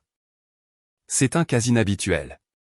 Nous voyons rarement l'exploitation financière courir dans cette direction de l'enfant aux parents inversés puis inversés à nouveau. Elle a regardé directement ma mère. La loi du Connecticut est claire sur le concept de contrainte, a continué la juge. Un contrat signé sous coercition économique sans alternative significative peut être annulé. Ici, les faits sont indiscutables. Madame Vanessa Blake était sans emploi, s'occupant d'un nouveau-né, et dans un état de crise financière. Sa mère, Carole Blake, a conditionné le logement temporaire à la signature immédiate d'un acte d'une valeur de 650 000 $. C'est un cas d'école de contrainte. J'ai laissé échapper un souffle, mes épaules tombant d'un pouce. Cependant, ce qui me trouble le plus est la dissimulation, a dit la juge Hartwell, sa voix s'aiguisant. Carole Blake recevait 8 000 $ par mois d'un fonds familial tout en acceptant 4 500 $ par mois de sa fille. Elle n'a jamais divulgué le revenu du fonds. Cela a créé une impression délibérément trompeuse de besoins financiers. Elle a pris les relevés bancaires que Julia avait soumis. De plus, les dossiers bancaires montrent que Carol a transféré 125 000 $ à son fils Blake sur la même période. Elle a dit qu'elle acceptait de l'argent de Vanessa. Cela démontre que Carol n'était pas en détresse financière. Elle redistribuait les contributions de Vanessa pour favoriser un enfant par rapport à un autre. Blake a arrêté de faire rebondir sa jambe. Il avait l'air d'être sur le point de vomir. La défense soutient que Vanessa a envoyé de l'argent volontairement et l'a regretté plus tard, a dit la juge. Mais la signature de l'acte est distincte des paiements mensuels. L'acte a été signé sous une pression immédiate avec un enfant à charge présent et avec la menace de sans-abrisme pesant sur une nouvelle mère. Ce n'est pas volontaire. Elle a levé les yeux, croisant mon regard. Le transfert de l'acte est nul ab initio, a-t-elle déclaré. Cela signifie qu'il est invalide depuis le début. La maison de ville reste la propriété exclusive de Vanessa Blake. Blake Jr. n'a aucune réclamation. J'ai couvert ma bouche pour étouffer un sanglot de soulagement. Raymond a tendu la main et a pressé mon bras, sa prise ferme et ancrée. Je n'ai pas fini, a ajouté la juge. La salle s'est figée. J'ordonne également à Carol Blake de verser une restitution à Vanessa Blake d'un montant de 50 000 $, a déclaré la juge. Cela représente environ 10% des fonds reçus sous de faux prétextes au cours des 9 dernières années comme compensation partielle pour l'exploitation financière. Sharon Bradford s'est levée immédiatement. Votre honneur, ma cliente est âgée et a un revenu fixe, a-t-elle argumenté. La juge Hartwell l'a coupée d'un geste de la main. Votre cliente reçoit 96 000 $ par an d'un fonds fiduciaire tout en prétendant être pauvre, a claqué la juge. Un plan de paiement est acceptable, mais la restitution est ordonnée. Affaire classée. C'est des conneries, a crié Blake, sautant sur ses pieds. Monsieur Blake, asseyez-vous ou je vous tiendrai pour outrage, a aboyé la juge. Blake est retombé dans sa chaise, son visage un masque de fureur rouge. Carol est restée assise là, fixant la table, son monde entier s'effondrant en temps réel. Nous sommes sortis du palais de justice sous le soleil aveuglant de l'après-midi. L'air était vif, mais j'avais chaud, mon sang courant encore du verdict. Nous nous sommes dirigés vers le parking où le chauffeur de Raymond attendait. Tu as détruit cette famille, a hurlé une voix derrière nous. Je me suis retourné pour voir Carol marcher sur l'asphalte, ses talons claquant agressivement. Blake était juste derrière elle, l'air désespéré et sauvage. J'ai protégé l'héritage de mon fils, ai-je dit, gardant ma voix stable malgré l'adrénaline courant dans mes veines. Tu as amené cet homme dans nos vies, a craché Carol, pointant un doigt tremblant vers Raymond. Tu l'as laissé t'empoisonner contre ta propre mère. Je ne suis jamais parti, Carol, a dit Raymond calmement, s'interposant entre nous. Tu m'as coupé parce que tu as abandonné ta famille, a crié Carol. Tu nous as laissés sans rien. Je t'ai donné une maison, a dit Raymond, sa voix montant pour la première fois. J'ai mis en place un fonds. J'ai payé les taxes foncières pendant 30 ans. Tu n'as jamais été abandonné. Tu étais privilégié. Blake s'est avancé, entrant dans mon espace personnel. Ness, tu sais ce que tu as fait, a-t-il crié. J'ai emprunté 50 000 $ pour l'avocate de maman. Contre ma maison. Je l'ai fixé, sentant une vague de nausée. Je ne t'ai pas demandé de faire ça, ai-je dit. C'est notre mère, a crié Blake, les veines saillant dans son cou. Qui nous a menti à tous les deux, ai-je crié en retour. Elle a pris mon argent et te l'a donné sans nous dire la vérité à aucun de nous. Alors tu l'as détruit au tribunal, a exigé Blake. J'ai demandé ce qui est à moi, ai-je dit. L'héritage d'Owen. Celui que tu as essayé de prendre. Carol s'est avancée. Son visage s'est tordu en un rictus que je n'avais jamais vu auparavant. Tu ne feras plus jamais partie de cette famille, a-t-elle sifflé. Je l'ai regardé, vraiment regardé, et j'ai réalisé que je ne ressentais rien. La peur était partie. La culpabilité était partie. Je n'ai jamais fait partie de la famille, ai-je dit doucement. J'étais le distributeur automatique. J'étais la bonne. J'étais le bouc émissaire. Je t'ai élevé, a crié Carol, les larmes coulant sur son visage maintenant. J'ai tout abandonné pour toi. Et je t'ai remboursé, ai-je dit froidement et durement. 486 000 $, plus la maison de ville que tu as essayé de voler. Nous sommes quittes. Tu es morte pour moi, a chuchoté Carol. Bien, ai-je dit. Blake a essayé une dernière fois, tendant la main vers mon bras. Vanessa, s'il te plaît, a-t-il supplié, sa colère se transformant en panique. Nous pouvons arranger ça. Signe juste l'acte de toute façon. J'ai besoin de la valeur nette. Trish parle de divorce. Si je n'obtiens pas cet argent, je perds tout. Ce n'est pas mon problème, ai-je dit en retirant mon bras. Tu as construit ta vie sur l'argent volé de maman. C'est ta responsabilité. Je leur ai tourné le dos et j'ai marché vers la voiture. Raymond s'est arrêté et a regardé sa fille en arrière. Tu avais le choix, Carol, a-t-il dit. Tu aurais pu les traiter équitablement. Tu as choisi l'exploitation. Je contesterai la restitution, a menacé Carol. Tu peux essayer, a dit Raymond. Mais le fond est gelé jusqu'à ce que tu paies chaque centime. Nous sommes montés dans la voiture, et la porte a claqué, scellant leurs cris à l'extérieur. Alors que nous nous éloignions, je les ai regardés dans le rétroviseur, deux petites silhouettes debout dans le vaste parking vide, se disputant encore alors que leur monde brûlait autour d'eux. Ce soir-là, Raymond a insisté pour que je reste à nouveau dans son domaine. La maison était calme, un contraste frappant avec le chaos de l'après-midi. Owen dormait dans le berceau de la chambre d'amis, enfin en sécurité. J'étais assise dans la bibliothèque, fixant les papiers juridiques que Julia m'avait donnés. C'était fini. J'avais gagné. Alors pourquoi avais-je l'impression d'avoir été vidé à la cuillère? Mon téléphone a sonné. C'était Emily. Tu as gagné, a-t-elle acclamé dès que j'ai répondu. Pourquoi as-tu l'air vaincu? Je n'ai plus de mère, ai-je chuchoté, m'enfonçant dans le fauteuil en cuir. Tu n'as jamais eu la mère que tu méritais, a dit doucement Emily. Mais j'avais quelque chose, ai-je dit, les larmes coulant de mes yeux. Maintenant je n'ai rien. J'ai un verdict, une maison et un chèque de 50 000 $, mais je n'ai pas de famille. Tu as l'héritage de ton fils, a dit Emily. Tu as ta dignité. J'ai une famille qui me déteste, ai-je sangloté. Et si j'avais juste donné la maison à Blake, a demandé Emily. Peut-être que ça aurait été plus facile. Plus facile pour qui, ai-je demandé. Exactement, a dit Emily. Plus facile pour eux de continuer à t'utiliser. Tu aurais pu apprendre à Owen que la famille a le droit de t'exploiter si elle demande gentiment. C'est ce que tu voulais. Non, ai-je dit. Mais j'ai l'impression d'avoir tout perdu. Tu as perdu un fantasme, Vanessa, a dit Emily.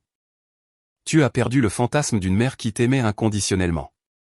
Mais à quel prix, ai-je demandé. Au prix du réveil, a dit Emily. Certaines personnes ne le font jamais. J'ai entendu des pas derrière moi et je me suis retourné pour voir Raymond debout dans l'embrasure de la porte tenant 2 tasses de thé. Je te rappelle, et aime, ai-je dit en raccrochant. Raymond est entré et a posé le thé sur la table. Il s'est assis en face de moi, regardant le feu. Je connais ce sentiment, a-t-il dit doucement. Quand ta grand-mère et moi avons divorcé, je pensais avoir tout perdu aussi, a-t-il dit. Mais tu es parti, ai-je dit. Je suis parti parce que Carol a rendu impossible de rester et de vous protéger, a dit Raymond. Elle m'a donné un ultimatum.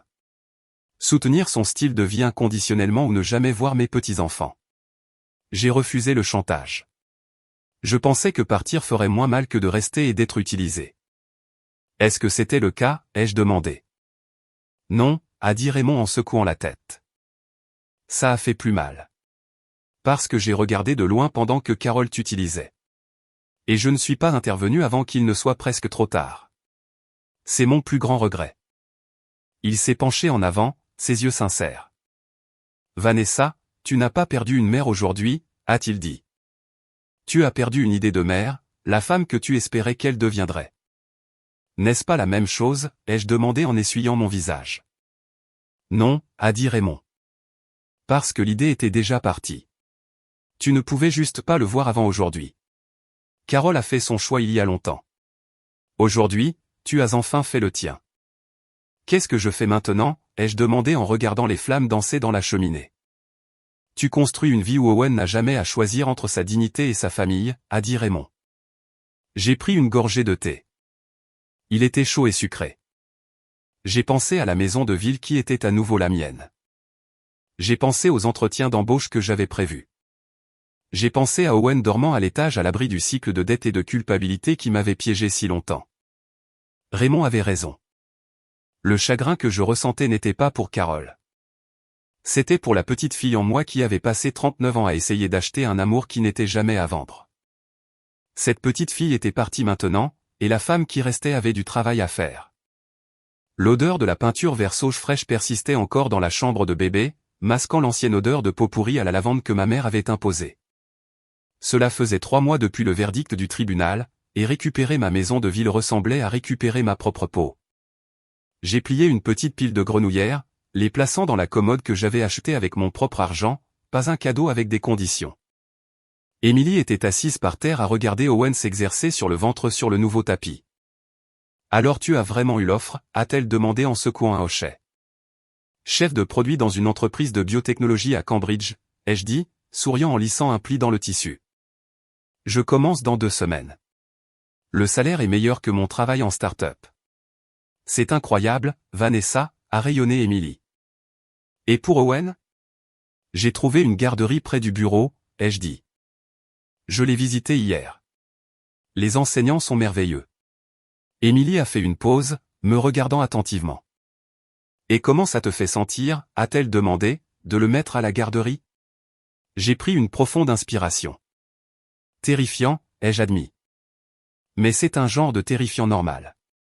C'est de la culpabilité de maman, pas de la culpabilité de fille. Je ne m'inquiète pas que la responsable de la garderie me demande de céder un acte en échange d'un changement de couche. » Émilie a ri d'un son brillant qui a rempli la pièce. « Tu rayonnes, a-t-elle dit. Je ne t'ai pas vue aussi légère depuis l'université. Je me sens plus légère, ai-je dit. Comme si j'avais posé un sac à dos plein de pierres que je ne savais même pas que je portais. As-tu eu des nouvelles d'eux ? A demandé Émilie doucement. J'ai secoué la tête. Pas directement. Les paiements de restitution ont commencé le mois dernier.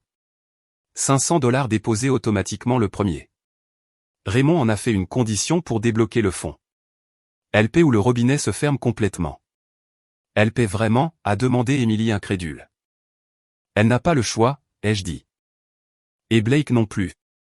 Trish a demandé le divorce la semaine dernière, j'ai entendu dire, a dit Émilie. C'est partout dans la chaîne de potins de l'association parents-prof. Elle a eu la maison dans l'accord de séparation temporaire. Blake vit avec Carole. C'est poétique, ai-je dit en prenant Owen alors qu'il commençait à s'agiter. Mais c'est aussi triste. Ils sont coincés dans cette maison ensemble, 2 personnes qui se nourrissent du sentiment de droit de l'autre. Il te manque, a demandé Émilie. J'ai posé mon menton sur les cheveux doux d'Owen, sentant le shampoing pour bébé.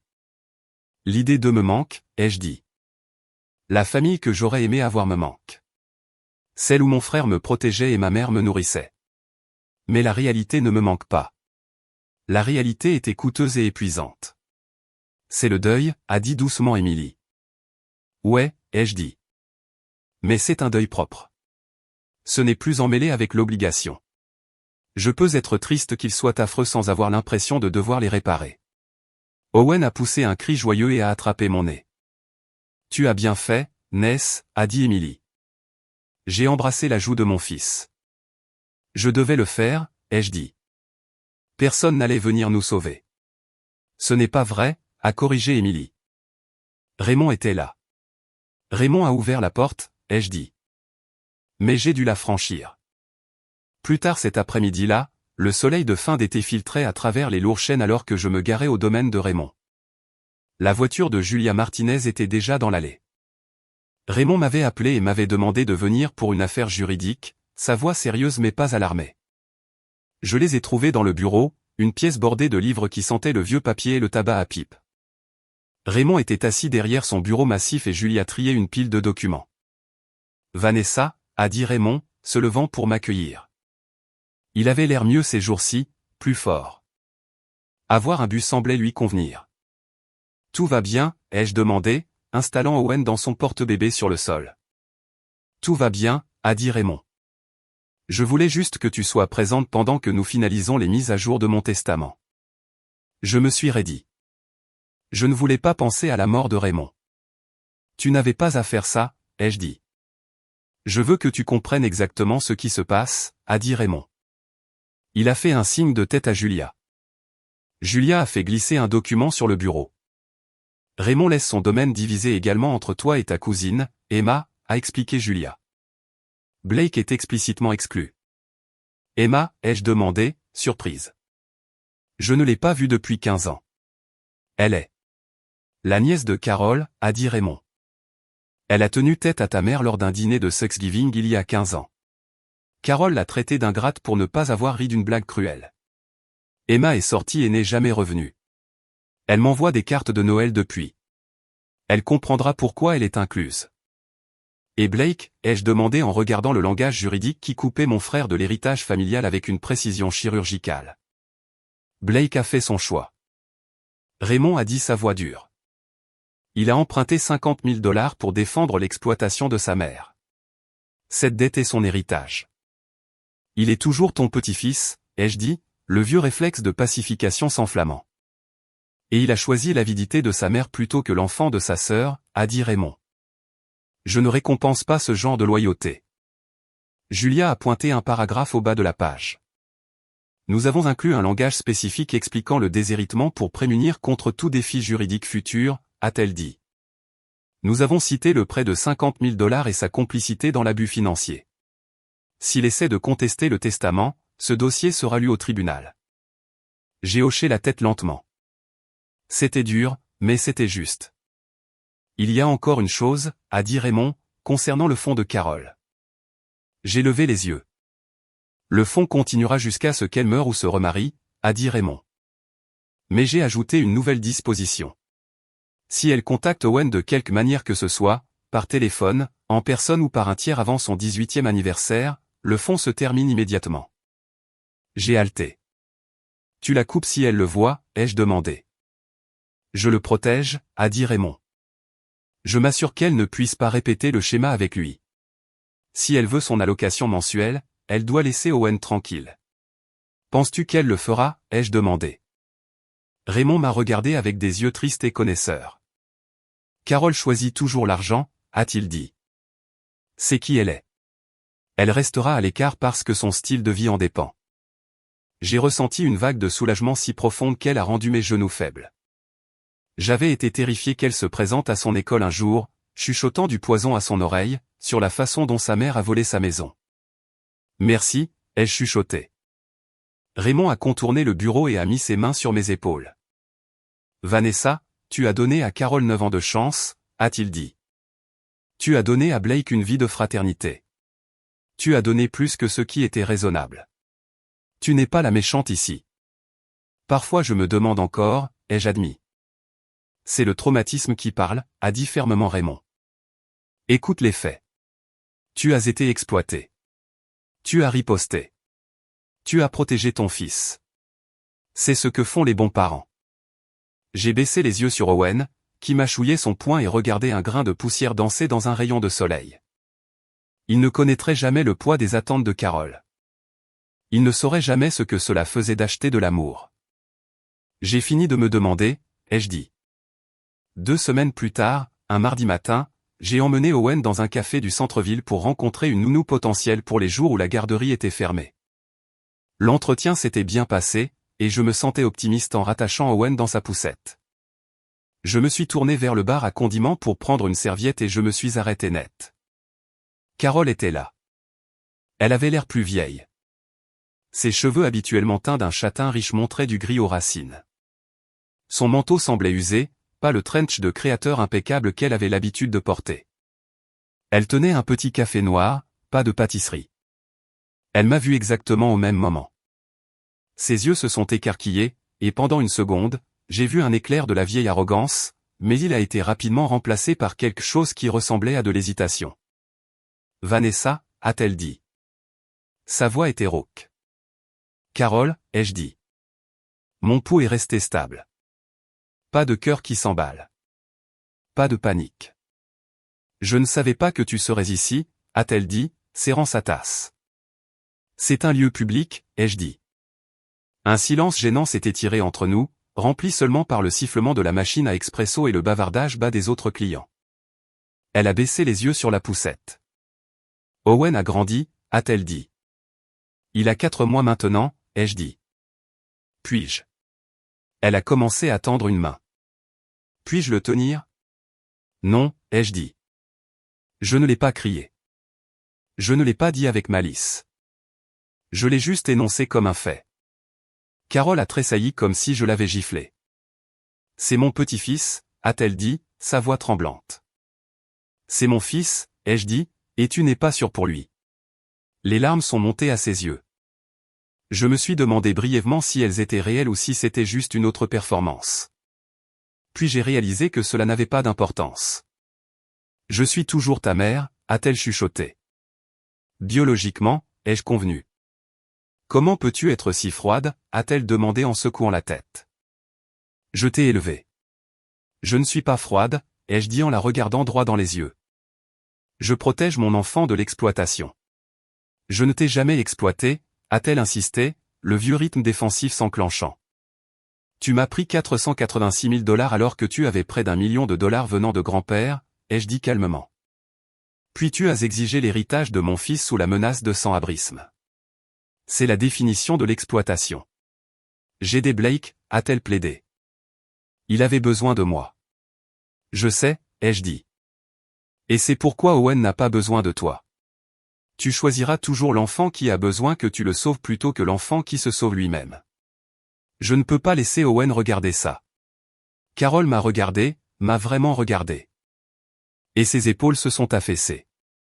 Elle avait l'air petite, vaincue. Tu es devenue une personne cruelle, Vanessa, a-t-elle dit amèrement. Non, ai-je dit. Je suis devenue une personne avec des limites. Cela ressemble à de la cruauté pour les gens qui bénéficiaient du fait que je n'en avais aucune. Elle a ouvert la bouche pour argumenter, mais elle l'a refermée. Elle a regardé la poussette une dernière fois, un mélange de nostalgie et de ressentiment sur le visage. Tu regretteras ça, a-t-elle dit doucement. Un jour, tu auras besoin de moi. J'avais besoin de toi il y a 9 mois, ai-je dit. Tu m'as tendu un contrat et une échéance. J'ai appris la leçon, Carole. Je lui ai tourné le dos et j'ai commencé à pousser la poussette vers la porte. Je ne me suis pas retourné. Je suis sorti dans la rue lumineuse et animée, les roues de la poussette bourdonnant contre le trottoir. J'ai vérifié mon bulletin météo interne. Pas de rage, pas de culpabilité. Pas besoin de me retourner et de m'expliquer une fois de plus. Juste la paix. C'était fini. L'odeur du glaçage à la crème au beurre à la vanille remplissait le salon de ma maison de ville. C'était une odeur douce et chaude qui remplaçait le souvenir du lait maternisé rassis et de l'anxiété qui flottait ici autrefois. Joyeux anniversaire, cher Owen. Tout le monde chantait, leurs voix se mélangeant dans un chœur chaotique et joyeux. Je tenais Owen sur ma hanche alors qu'il fixait avec de grands yeux la bougie unique vacillant sur son gâteau à écraser. Il avait 1 an aujourd'hui. Une année entière de vie. Une année entière de liberté. Souffle là, mon grand, ai-je chuchoté, l'aidant à souffler vers la flamme.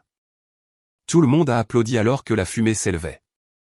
Raymond était assis dans le fauteuil, applaudissant le plus fort, sa canne reposant contre son genou. Émilie prenait une centaine de photos. Et Trish était là, riant alors que ses 3 enfants essayaient d'aider Owen à enfoncer ses mains dans le glaçage bleu. C'était chaotique. C'était désordonné. Et c'était à moi. Plus tard, pendant que les enfants couraient en rond autour de la table basse, Trish m'a trouvé dans la cuisine. Elle avait l'air différente d'il y a 1 an. Ses épaules étaient plus basses. Son sourire atteignait ses yeux. Le divorce a été finalisé le mois dernier, a-t-elle dit en prenant une serviette. Comment tiens-tu le coup, ai-je demandé en lui tendant un verre de vin. Soulagé, a admis Trish. Blake a essayé de se battre pour la garde. Il a prétendu que j'avais monté les enfants contre lui. Le juge a-t-il marché, ai-je demandé. Non, a dit Trish en prenant une gorgée. J'ai montré au tribunal la preuve qu'il utilisait l'argent de Carole, qui était techniquement la stabilité de mes enfants, pour financer ses batailles juridiques contre toi. Le juge m'a donné la garde principale. Blake a un droit de visite un week-end sur 2, supervisé. Comment va-t-il, ai-je demandé. J'ai ressenti une pointe de tristesse, mais elle était distante comme lire sur un étranger dans le journal. Il vit avec Carole, a dit Trish, toujours sans emploi, blâmant toujours tout le monde pour sa malchance. Ils se nourrissent l'un de l'autre, Vanessa. C'est une maison misérable. J'ai regardé le salon où Raymond montrait sa montre de poche à Owen.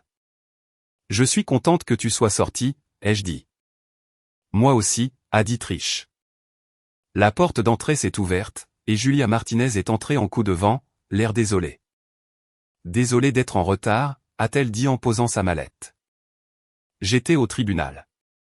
Tout va bien, ai-je demandé. Julia a souri, acceptant une part de gâteau d'Emily. Tu te souviens de la restitution, a-t-elle demandé. Les $500 par mois que Carole te paie. Ouais, ai-je dit. Ça arrive sur mon compte comme une horloge. Elle a déposé une motion pour la réduire la semaine dernière, a dit Julia. Elle a invoqué des difficultés financières. Elle a apporté ses factures de services publics et une feuille de budget. Je me suis tendu. Le juge l'a-t-il accordé, ai-je demandé. Julia a ri. Non, a-t-elle dit. La juge Hartwell a examiné ses relevés de carte de crédit. Elle a découvert que Carole dépense toujours $400 par mois en manucure et soins du visage. La juge a rejeté la motion et l'a averti que si elle manquait un paiement, le fonds gèle complètement. J'ai regardé Raymond. Il a croisé mon regard et a fait un clin d'œil. Justice, a dit Julia en levant sa fourchette. Ça a le goût de la vanille. Soudain, la pièce est devenue silencieuse. Je me suis retourné pour voir Owen se hisser sur le bord du canapé.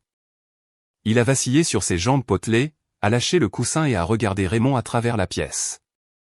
Viens ici, grand garçon. Raymond l'a encouragé, tendant les mains. Owen a fait un pas, puis un autre. Il marche, a hurlé Emily. Nous avons tous retenu notre souffle alors qu'Owen faisait 3 pas de plus et s'effondrait dans les bras de Raymond en gloussant. La pièce a éclaté en applaudissements. J'ai senti les larmes piquer mes yeux. David aurait dû être là pour voir ça. Mais en regardant autour de la pièce ma meilleure amie, mon avocate, mon ex-belle-sœur et le grand-père qui nous avait sauvés, j'ai réalisé que David était là. Il était dans la sécurité de cette maison. Il était dans la joie sur le visage de mon fils. Il ressemble à David, a dit Raymond, me regardant par-dessus la tête d'Owen. C'est vrai, ai-je dit en essuyant une larme. Emily dit qu'il a mon entêtement. Bien, a dit Raymond. Il en aura besoin. La vie est dure, Vanessa. Certaines familles te construisent. D'autres t'enseignent en te montrant ce qu'il ne faut pas être. Lesquels sommes-nous, ai-je demandé. Raymond a souri, serrant Owen dans ses bras. Nous sommes la famille qui choisit de construire, a-t-il dit. Ce soir-là, après que tout le monde soit rentré chez soi et qu'Owen soit endormi dans son berceau, je me suis assise à la table de la cuisine avec une tasse de thé. La maison était calme, apaisée. J'ai trié le courrier qui traînait sur le comptoir. Des factures, un prospectus de coupons et une épaisse enveloppe blanche avec une écriture que j'ai reconnue immédiatement. C'était de Blake. Ma main a hésité au-dessus. Il y a un an, voir son écriture aurait fait battre mon cœur la chamade. J'aurais ressenti de la peur. De la culpabilité. De l'obligation. Maintenant, je ressentais juste de la curiosité. J'ai ouvert l'enveloppe. À l'intérieur se trouvait une seule feuille de papier ligné couverte d'un gribouillage déchiqueté et pressé. Vanessa, lisait-on. Ça fait 1 an. J'espère que tu vas bien. Je t'écris parce que j'ai besoin de demander de l'aide. Maman et moi sommes en difficulté. Les paiements de restitution la tuent. Elle ne peut pas se permettre les bases. J'ai fait une pause en pensant aux manucures à $400 que Julia avait mentionnées. Les bases semblaient différentes pour Carole que pour le reste du monde. J'ai continué à lire. J'ai emprunté $50 000 pour l'avocate de maman l'année dernière, et je ne peux pas les rembourser, a écrit Blake. La banque menace de saisir la maison. Trish a tout pris d'autre dans le divorce. Je n'ai rien. Je me suis penché en arrière sur ma chaise. Les $50 000. Le prêt sur valeur domiciliaire qu'il avait pris pour engager Sharon Bradford. Il avait joué sa maison sur l'espoir qu'il pourrait me détruire au tribunal et saisir ma maison de ville. Il avait perdu. Et maintenant la facture était due. Pourrais-tu demander à grand-père de débloquer entièrement le fonds de maman, continuer la lettre. Ou me prêter 20 000 dollars. Nous sommes une famille. Les familles cèdent. Je sais que tu es en colère, mais sûrement après un an tu peux pardonner. Owen a besoin de son oncle. Ne le punis pas pour nos erreurs. S'il te plaît, Ness. Je t'en supplie. J'ai lu la lettre 2 fois. J'ai attendu que la culpabilité vienne. J'ai attendu la vieille voix qui disait que je devrais arranger ça, que je devrais être la personne la plus grande, que 20 000 dollars était un petit prix à payer pour la paix. Mais la voix n'est pas venue. Au lieu de cela, je me suis souvenu de l'ultimatum. Je me suis souvenu de Blake ricanant dans la cuisine pendant que je cédais l'avenir de mon fils. Je me suis souvenu de lui m'appelant un serpent sur Facebook. J'ai pris mon téléphone et appelé Julia. Blake a tendu la main, ai-je dit quand elle a répondu. Comment le savais-tu, a-t-elle demandé.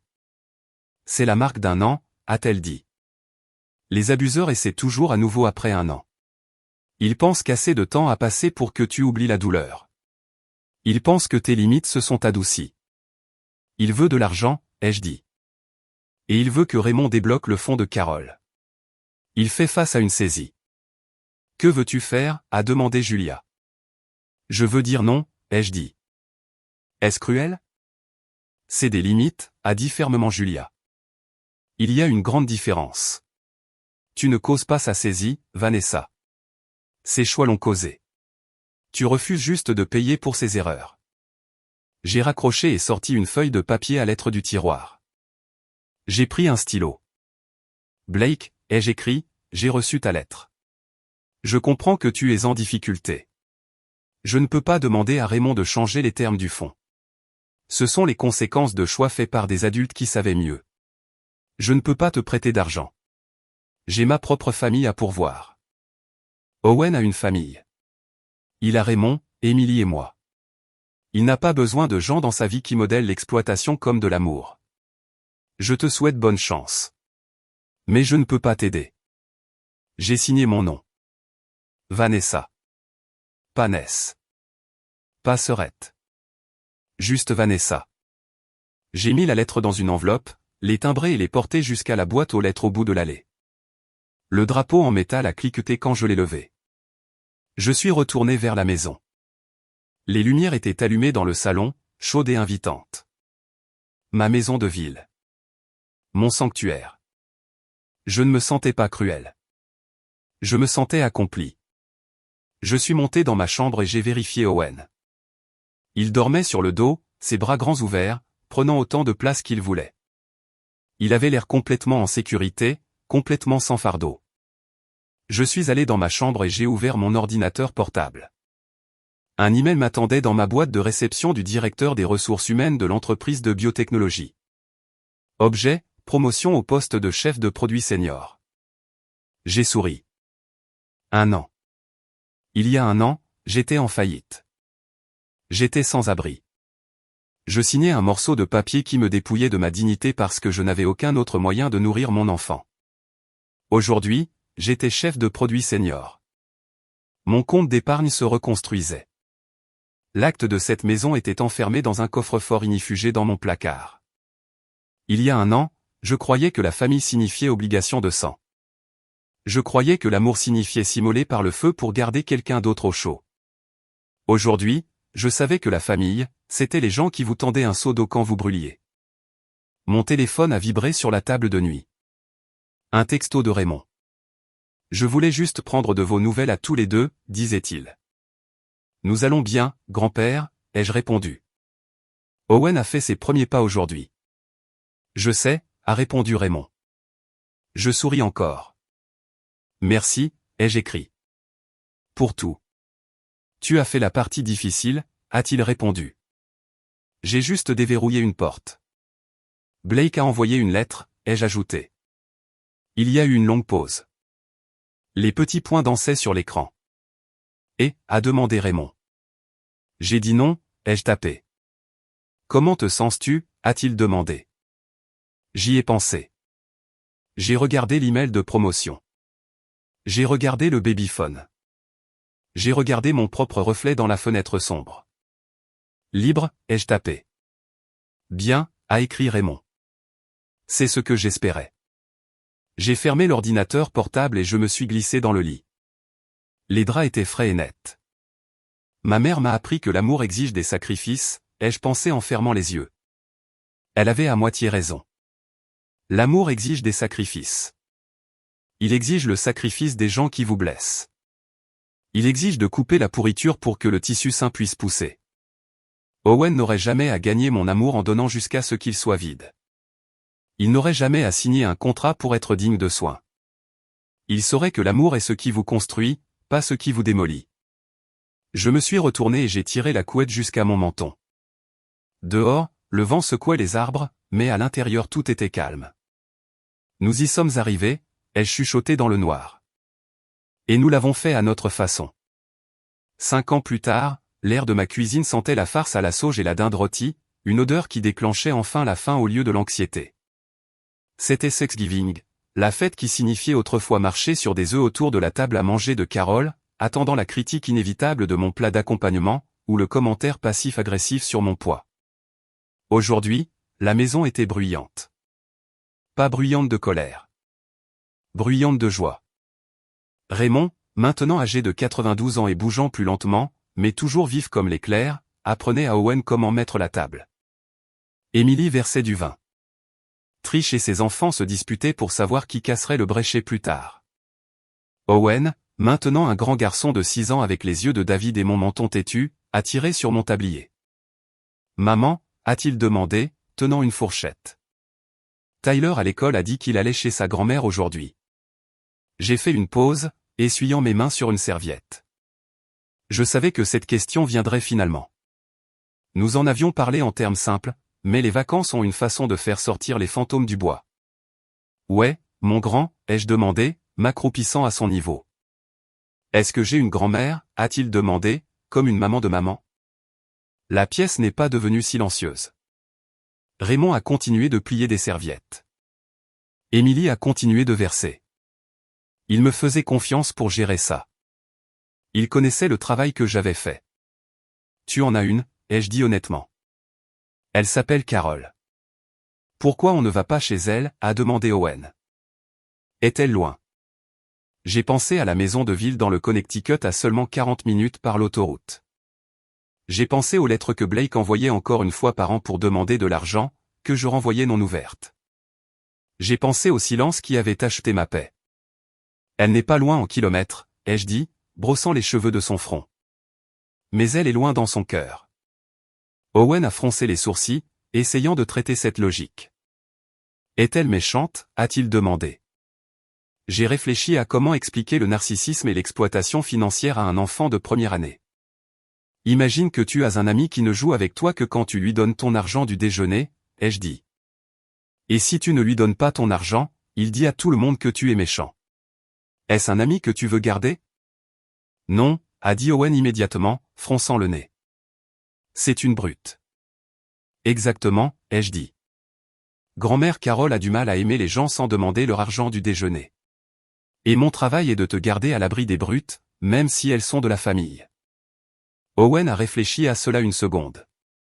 Puis il a haussé les épaules avec la résilience d'un enfant qui n'a jamais été brisé par l'amour conditionnel. D'accord, a-t-il dit. Grand-père Raymond est mieux de toute façon. Il me laisse gagner aux dames. Il a couru vers la table sans être dérangé. Il ne portait pas la blessure. Il ne sentait pas le vide. Je me suis levé et j'ai regardé la scène devant moi. Ma famille choisie. Pendant 39 ans, j'avais cru que s'asseoir à une table toxique valait mieux que de manger seul. Je pensais que partir signifiait que j'avais échoué. Mais en regardant Owen, j'ai réalisé la vérité. Briser le cycle ne signifie pas réparer les gens qui vous ont blessé. Cela signifie s'assurer que les gens que vous aimez n'aient jamais besoin d'être réparés. Je me suis dirigé vers le comptoir où je gardais mon journal.